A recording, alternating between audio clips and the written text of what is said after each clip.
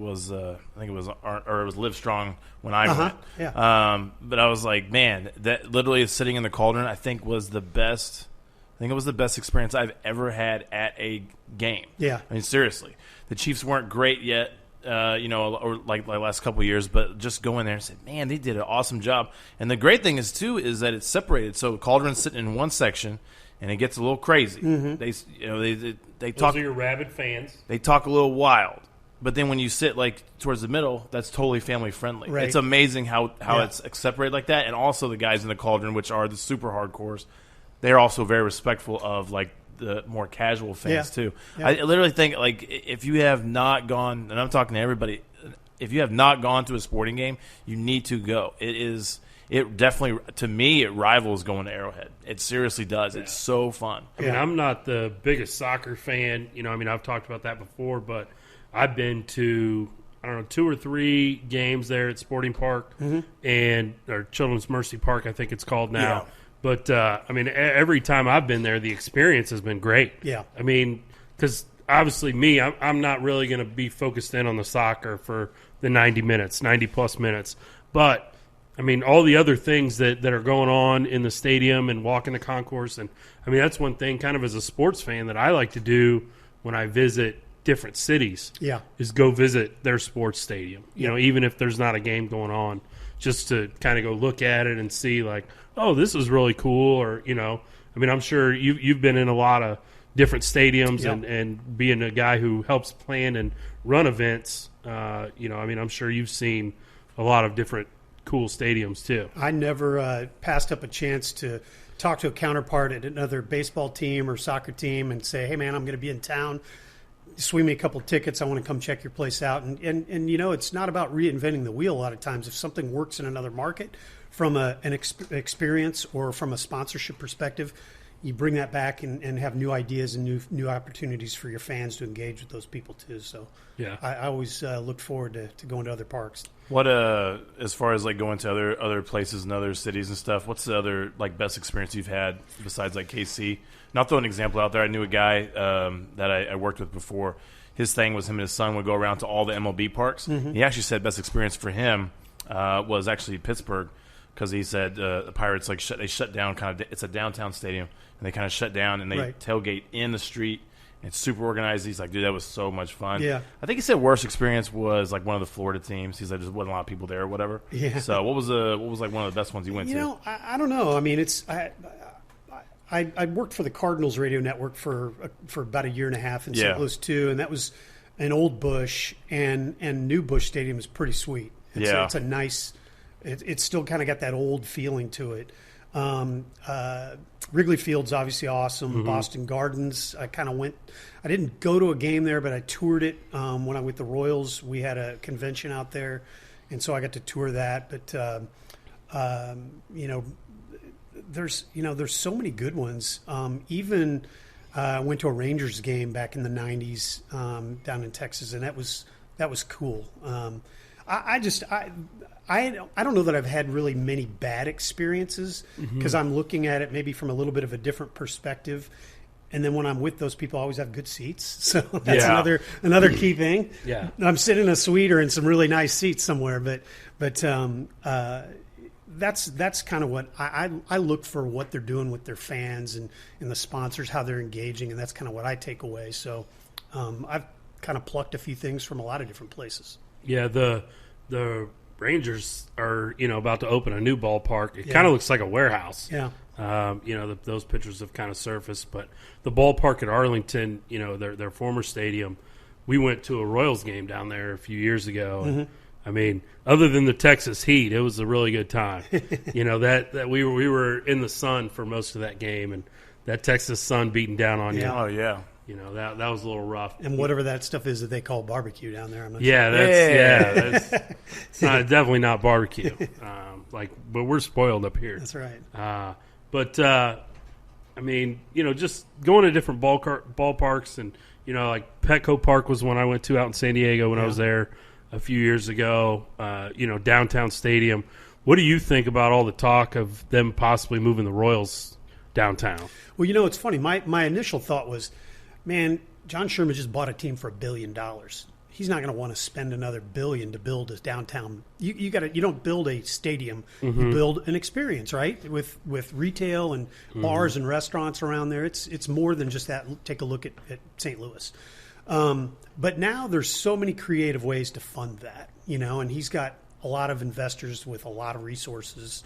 And I think the city is behind it. I think the growing fan base is behind a downtown ballpark. I've heard in circles that it's steamrolling, and now obviously those kinds of things have kind of taken a second or third seat. Yeah, they're in that rear pop-up seat in the back of the van now, but I think over the next, you figure if their lease runs out in 30, maybe 32, something like that. Yeah. It takes a few years to design a plan, and then it takes a few years to build it. And I'm sure the city would be happy to work with them to let them out of their obligations out at Kauffman Stadium and out there. And the big question is what do you do with that thing when it's done? Right. It's millions and millions of dollars to tear it down, and the city's going to have to do that. So, or I don't know what you'd repurpose it to even, because it's not an arena necessarily, but I think downtown baseball would be awesome. I didn't think I'd probably ever see it in my lifetime for the longest time, and now I really think that that's on track to happen someday soon.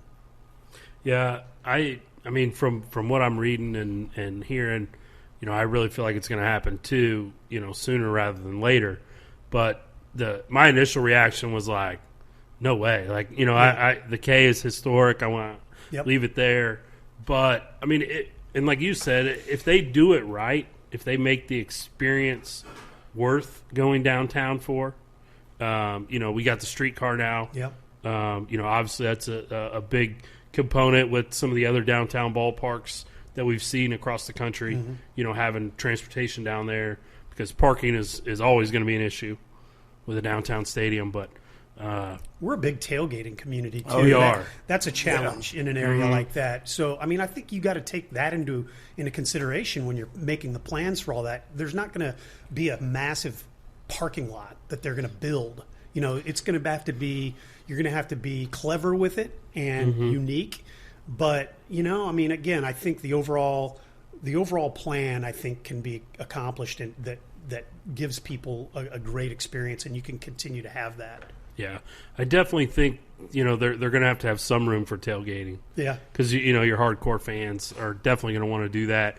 I mean, we even talked last night about this year for Major League Baseball, like it wouldn't work in all markets, but because of our tailgating, like or if the Royals have a game, is it possible for people to park at Kauffman and tailgate and then watch it? Yeah, like on a TV. Yeah, like if they sell tickets, if they don't let people in the stadium, could they sell parking lot tickets and people tailgate? And we were talking about so you have the empty stadium and maybe somebody maybe Solar jacks a home run, and all of a sudden you hear what's that?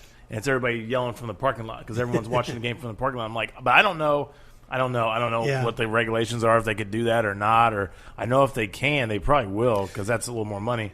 But we'll see what happens. In all of this, bringing sports back, and I'm all for it. But in NBA and MLB and even MLS, it's coming up here soon. If they're going to limit fans and space people out, it's not going to be the experience that it should be, and that's what stinks. Is you're going to have a third of the fans in a stadium, and it's not going to be loud. You're going to still hear everything that's going down on the field, and it's just not going to create that same fun experience. And I'm afraid, I hope that doesn't, somebody does it once or twice, and then let's just watch it on TV, because that's what it could turn out to be. We're playing in empty stadiums and arenas anyway. So that's the thing that the challenge that I see is limiting fans to go in. I mean, you got to control bathroom lines, concession lines, entrance and leaving the stadium, parking, tailgating, all those things, and you've got to manage the minutia instead of just allowing people to kind of do what they want to do, and that's going to be a real challenge for teams. Yeah, and I mean, the experience at Arrowhead is, when there's 75,000 people in there screaming their head off. And, to me, Arrowhead is not going to be the same if it can only be a third full, Right. or half full. Yeah. It's just not. I mean, I've been there when the Chiefs were not good, and it's a fairly empty stadium, and then been there in recent years where they have been good, and it's two different experiences. Yeah, part of the atmosphere is screwing up the other quarterback on the snap count and jumping off sides, and you're not going to get that at all. Now, they can pump in the music and the crowd noise all they want, but yeah, it's not. It'll be different. So yeah, I mean, one of the big things that gives home field advantage is the crowd noise, and getting into it and stuff. So I don't know. We'll see. We'll see what happens. I'm excited to have sports back, but exactly what you're talking about, because fans are a huge part of it. So we'll see. I know I've kind of watched some of the Korean baseball stuff where they have like the one of them had like stuffed animals or something sitting behind, and like the cartoons and stuff like that. I'm just like, I don't know. So we'll see. I know a lot of teams will get creative. I know the NBA's they're playing all their stuff in this like the same arena, right? Yeah, the like dome, tournament style, like the dome at the. And is any fans in there? Is it zero? Is that zero fans? Yeah, no fans. Hey, we were shortlisted to get some. We were in the running to get NBA here. Really? Yeah. I mean, it was we had those conversations.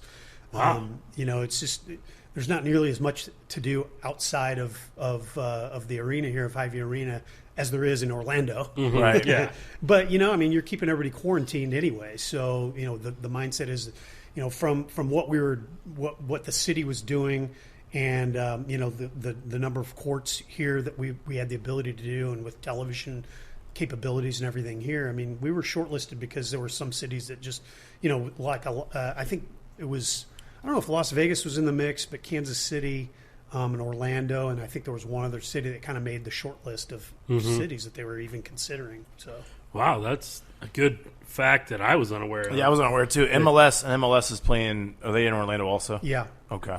Yeah. So, I mean, I'm glad that we're going to see some sports come back, and here at the arena, obviously, it was shut down too during the quarantine, and it's starting to reopen, with the day passes and stuff like that, starting to kind of get going again. They had, I think, a dance event last week, right? Yeah, we've had two, and I'm not sure if we've got another one next week or not, or if that was we've had a couple already.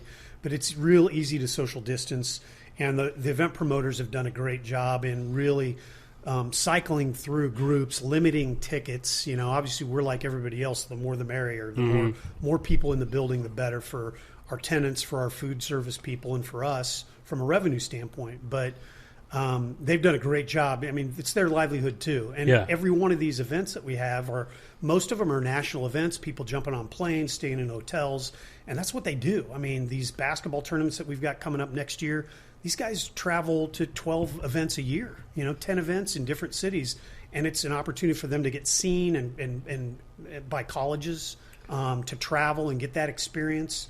And, so it's their livelihood too. They want to figure out how to make it work. And so, the dance competitions have been kind of an easy way for us to get back and transition into the building being used again. We've had some organized basketball practices and volleyball practices without contact, a lot of skills and drills types of practices and stuff like that. So that's been great. But starting in July, the restrictions relax a little bit more, and we've got some pretty big basketball tournaments coming through that, we hope will have 150, 200 teams from all over the country. So we're excited about that. Well, and next or July 4th weekend's MoCan. Yeah. And normally, with all my basketball connections all years, where you'd be telling people, "Yeah, come on down. It's a great venue, great place to watch some basketball. And whether you have a kid or not." We can't do that right now. Yeah, and part of that whole draw too has been in the past the NCAA's recruiting windows, and this has been an open recruiting time, and they've changed all that. Yeah. So, last year when Roy Williams and Coach Self and Tom Izzo and all those major coaches were here, they're not coming now. So they need to find a time to play these games anyway, and the skills will be that. Every kid's got a video, if they're good, they've got a hype video. So it's an opportunity for them to get out again and practice. They've been sitting idle for 3 months, and so everybody's itching to get back out and get into the swing of things. So, these will be, I think they'll be, and I've talked to a couple of promoters and the folks that book the hotel rooms, and I think that people are interested. And they said that, people are excited to get back out on the road and do some things. we'll see. We'll see. Yeah. And I would think though